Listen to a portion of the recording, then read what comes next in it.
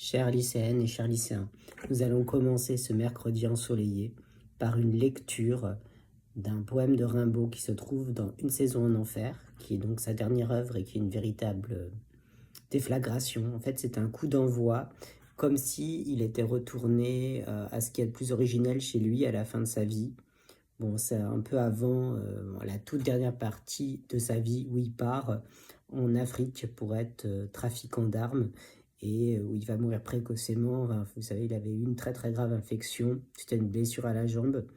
D'ailleurs, sa mère qu'il fuyait quand il était jeune, lui envoyait des lettres désespérées à la fin de sa vie, ainsi qu'à sa sœur. Il est mort très jeune, à 37 ans. Enfin, c'est relativement jeune quand même. Je trouve ce poème magnifique. Je vais expliquer pourquoi. C'est par rapport au sujet de dissertation aussi que je vous ai proposé. La citation se trouve donc dans ce poème, qui est donc un poème en prose. À la fin de sa vie, donc Rimbaud écrit surtout des poèmes en prose dans lesquels il se raconte.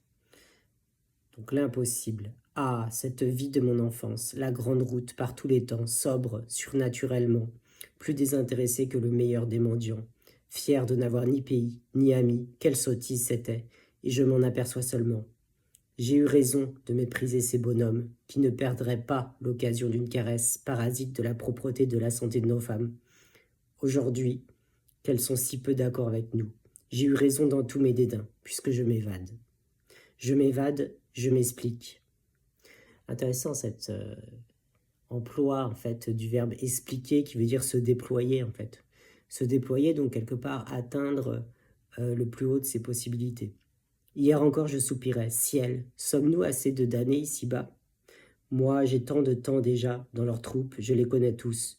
Nous nous reconnaissons toujours, nous nous dégoûtons. La charité nous est inconnue, mais nous sommes polis, nos relations avec le monde sont très convenables. Est-ce étonnant, le monde, les marchands, les naïfs, nous ne sommes pas déshonorés. Mais les élus, comment nous recevraient-ils? Or, il y a des gens hargneux et joyeux, de faux élus, puisqu'il nous faut de l'audace ou de l'humilité pour les aborder. Ce sont les seuls élus, ce ne sont pas des bénisseurs. Enfin, je vous invite vraiment à lire en fait Une saison en enfer et même Les Illuminations. Il y a un poème juste avant celui-ci qui finit ainsi.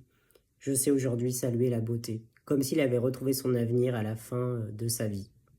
Et je crois que c'est aussi le rôle de la littérature, c'est exactement ce que nous apprend Proust dans son très très grand roman en 7 volumes, La recherche du temps perdu. Finalement, pour retrouver son temps, eh bien, ça passe par une recherche, c'est pas immédiat. C'est tout le sens de la littérature, c'est aussi la raison pour laquelle il dit la vraie vie c'est la littérature.